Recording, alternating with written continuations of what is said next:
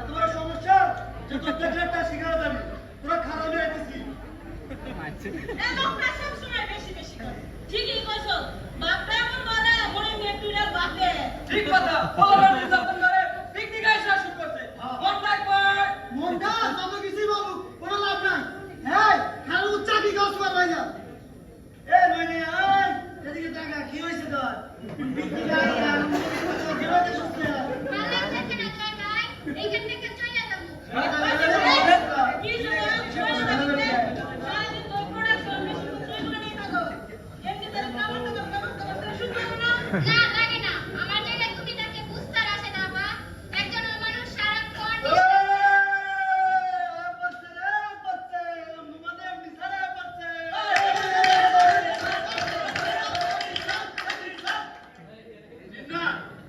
পিকনিকের আয়োজনটা আমার খুবই পছন্দ হয়েছে। আমার ফ্যাক্টরির সকল শ্রমিকদের আনন্দ করে দেখে আমার মনটা ভরে গেছে। তোমরা কি করো?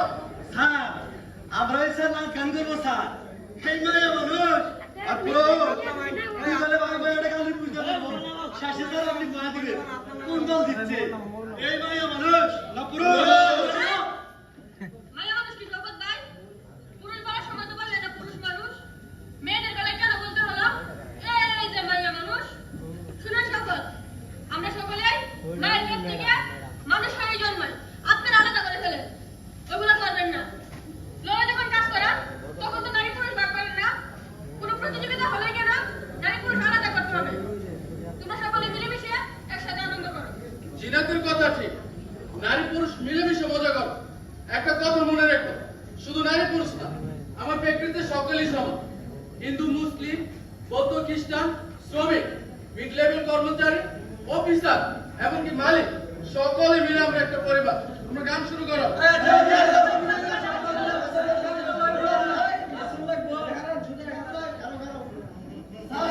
গান শুরু করো। আমার গাড়িতে কোন সাথিয়ে দুতুর দুতুর দুতুর দুর সামনে বাজিয়ে যাব তোমায় শ্বশুর বাড়ি নিয়ে তোমার গাড়িতে আমি যাব না কারো ঘরে ধরনি আমি হব না করব না তো কোনদিন বিয়ে যাব তোমায় শ্বশুর বাড়ি নিয়ে যাব তোমায় শ্বশুর বাড়ি সাথে দিব না তোদের পিটাইয়া সোজা করে দেব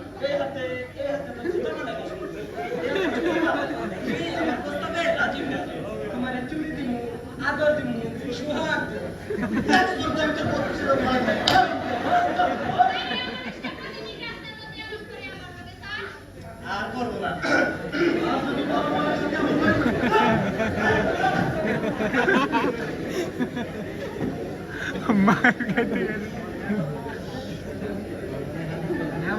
চলো ময়না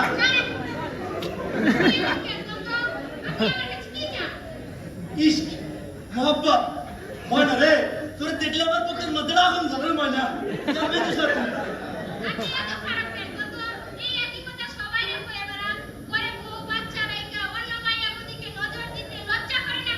হে পুরুষ মানুষ গো লজ্জা থাকতে ভাই চলো এক লগে গাল মিনছে যাই আমি তোমার লগে থাকলে তোমার কেউ কিছু করতে পারবো না চলো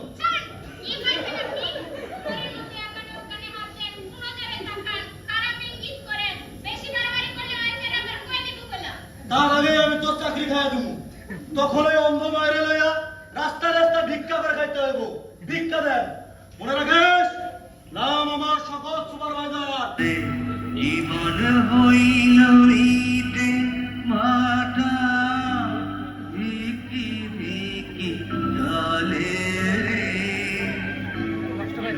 যে আছে এই জীবনে কোন পাগলে বলে জীবন হইল ঈদের ভাটা ভিকি ভিকি জলে রে সুখ যে আছে এই জীবনে কোন পাগলে বলে রে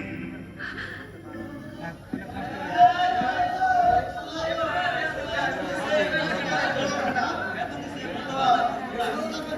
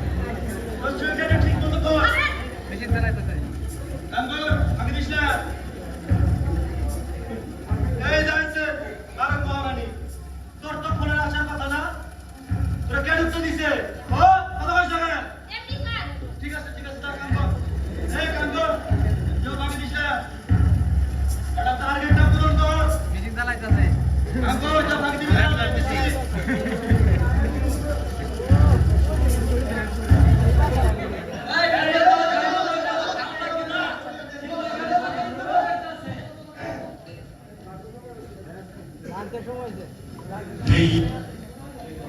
গো মামুন ভাই ভাবি রাতে দেও না তবে আজকে সেই মজা হইছে না তো ভাবি রাতে না মায়ের রান্না করছিল এ বাপি কি হইছে ভাই মন খারাপ কেন লাগা আর কইও না ভাই আজকে বেতন দিছে লাঞ্চে বেশি টাকা উড়াইতে এর আগে আমার ফোনে একটা মেসেজ আইছে পরে না ফোন দিছে ফোন দিয়ে বলতেছে তোমার ফোনে একটা ওটিপি গেছে ওই ওটিপি নাম্বারটা আমারে বলো তাহলে তোমার অ্যাকাউন্ট বন্ধ হয়ে যাবে টাকা উড়াইতে পারবা না আমি ভাই সহজা মানুষ দিয়ে দিছি টাকা যা আছে সব টাকা লয়ে যাবো এটা কি তোমার শ্বশুরা না আব্বা তুমি এবারে ওটিপি নাম্বার দিছো ওটিপি নাম্বার দিছো তোমার সব টাকা লয়ে যাবো বাপি ভাই একটা কথা মনে রাখবে ব্যাংক করে দিন ফোন দিয়ে ওটিপি বা পিন কোড জানতে চাইবো না যদি জানতে চাই দিবেন না মনে রাখবো জি মনে রাখবো আপনারা শুনেন ব্যাংক করে দিন ফোন দিয়ে ওটিপি বা পিন কোড জানতে চাইবো না যদি জানতে চাই আপনারা দিবেন না মনে রাখবে এ ময়না আইছে রে কি হইছে তো খাইতে ভালো লাগতেছে না আপা কি করবি ক মাইয়া হয়ে জন্ম লইছস পুরুষ কে হইতাছ তুই খুশ হইতে হইব কেন হইতই বাবা 2 মাস হলো কামে জয়েন দিছি একটা দিনের জন্য শান্তিতে কাম করতে পারি না এত অশান্তি লয়ে কি কাম করা যায় ওই জানোয়ারটা সবার লোক এমন করে মাঝে মধ্যে মন দাসা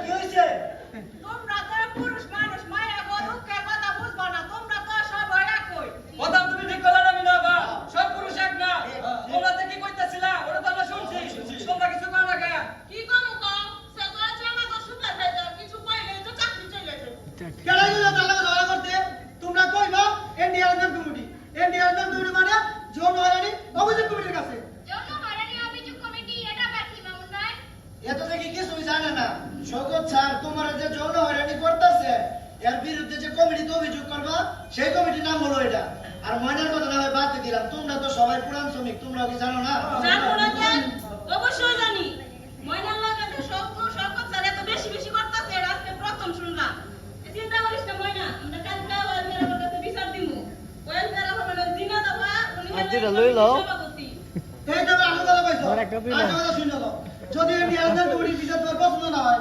তাহলে ফেয়ার ফাউন্ডেশনের একটি হটলাইন নাম্বার আছে সেই নম্বরে ফোন দিয়ে অভিযোগ জানাতে পারবা সেক্ষেত্রে তোমাদের কোনো হয়রানি শিকার হইব না আবার চাকরিও যাইব না কারণ ফেয়ার ফাউন্ডেশন যে কোনো অভিযোগ খুব গোপনীয়তার সাথে সমাধান করে আরেকটা কথা সবাই খেয়াল রাখবা আমাদের প্র্যাকটিস শিটে ফেয়ার ফাউন্ডেশনের হটলাইনের নাম্বারের পোস্টার লাগানো আছে দেখছো দেখছি সবই ঠিক আছে ময়না তুই কি অভিযোগটা করবি করব না কেন আপা অবশ্যই করব ভাবছিলাম চাকরিটা ছাইড়া দিয়ে চলে যাব আমার যেহেতু অভিযোগ দেওয়ার জায়গা পাইছি সেহেতু অভিযোগ দিয়ে যুদ্ধ করব প্রয়োজন হইলে ওই লুচ্ছাটার মুখোমুখি দাঁড়াইয়া চোখে চোখ রেখে জবাব দিব প্রতিদিন একটু একটু কইরা মরণের চাইতে সকল নারীর হইয়া প্রতিবাদ কইরা একসাথে বলবো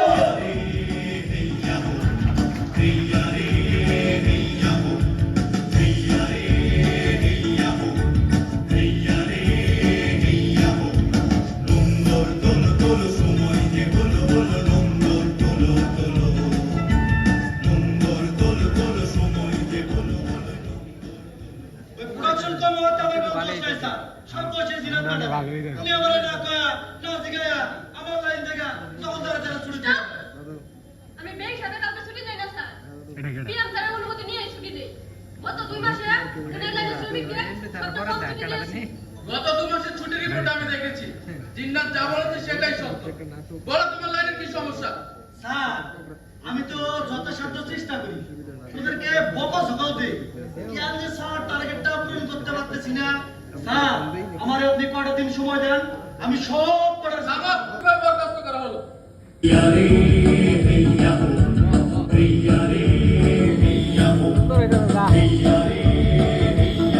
এটাই যে পেট্রোল বাবু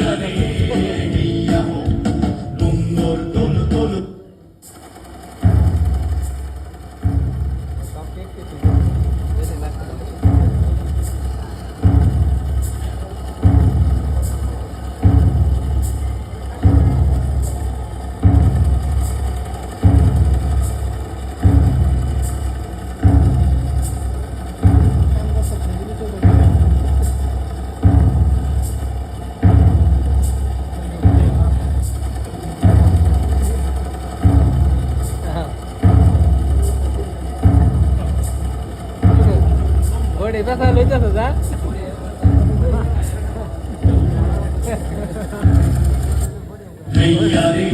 রাও বস্তা না এটা স্যার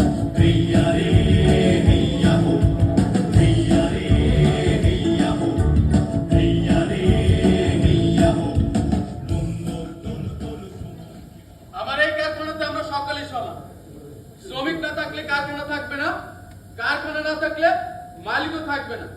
একইভাবে মালিক না থাকলে কারখানা হবে না, আর কারখানা না হলে শ্রমিকও থাকবে না। আসল কথা হলো প্রোডাকশন না হলে মালিক শ্রমিক কেউই থাকবে না। এই প্রোডাকশনের উপর আমাদের দুইটা নির্ভর করে। তোমাদের দুইটা গুড নিউজ দেওয়ার জন্য আমি এখানে ডেকেছি। গুড নিউজ এক, গত এক মাসের প্রোডাকশন হিসাব করে দেখা গেছে যে 10 লাইনের মধ্যে তোমাদের লাইন ফার্স্ট হয়েছে।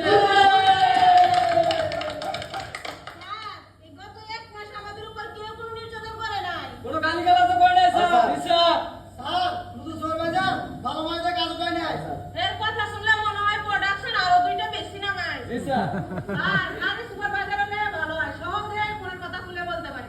তার মানে দাঁড়ালো কি, প্রতিটা ফ্লোরে পুরুষ সুপারভাইজারের সাথে সাথে আনুপাতিক হারে নারী সুপারভাইজার থাকলে ভালো হয়, তাই তো? জি স্যার আমাদের গার্মেন্টসে যেহেতু নারী শ্রমিক বেশি সেহেতু এটা হইলে খুব ভালো হইব সেক্ষেত্রে মেয়েদের সাহস করে এগিয়ে আসতে হবে। এটাই হলো বড় সমস্যা। মেয়েরা লাইন চিফ সুপারভাইজারের দায়িত্ব নিতেই ভয় পায়। এই যে আমাদের রাশেদা, অত সব যোগ্যতা আছে কিন্তু সুপারভাইজারের দায়িত্ব নিতে চায় না। কেমনে শেষ করবো কর? বাসায় গিয়ে বাচ্চা কাচ্চা রান্না বান্না সব আমাকে একাই করতে হয়। কেন জিন্নাত তো করে?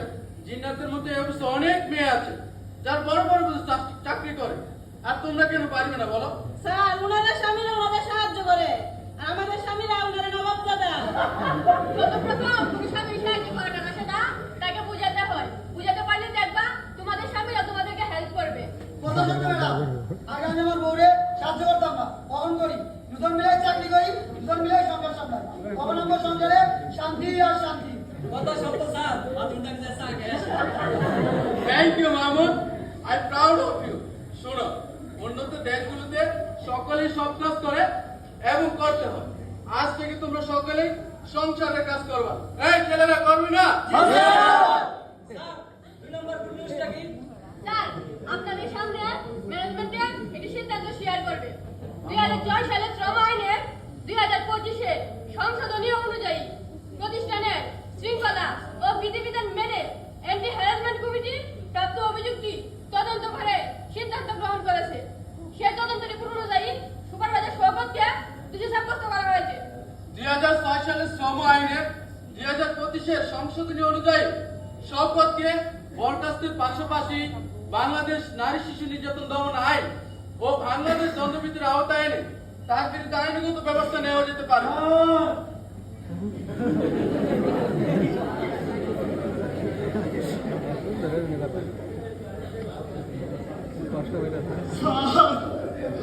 আমি এতদিন অন্ধকারে ছিলাম স্যার আর ভালো লাগে না স্যার আজ আমি বুঝতে পারছি স্যার আমি কত বড় অমানুষ জানোয়ার ছিলাম স্যার